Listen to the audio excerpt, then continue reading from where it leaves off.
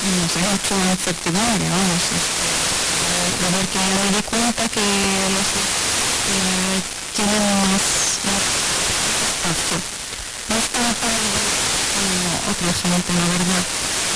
Siempre que lleva a otro lado, era un momento de tranquilidad.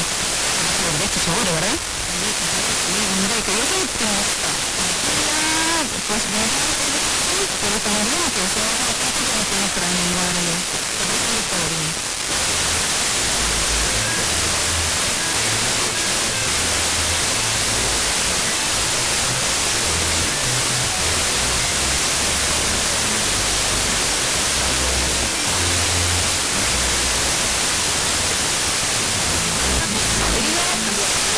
Porque ella se encuentra sin duda entre las grandes figuras de la literatura española contemporánea en esta hora de radio dedicada a las obras más leídas durante el confinamiento.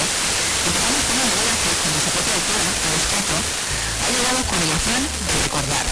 Recordar a todas esas mujeres que no pudieron atreverse a tomar sus propias decisiones sin que las llamasen putas, como si eso fuese un insulto, que pasaron directamente de la tutela de sus padres a la de sus maridos, que perdieron la libertad en la que habían vivido sus madres para llegar tarde a la libertad en la que hemos vivido sus hijas.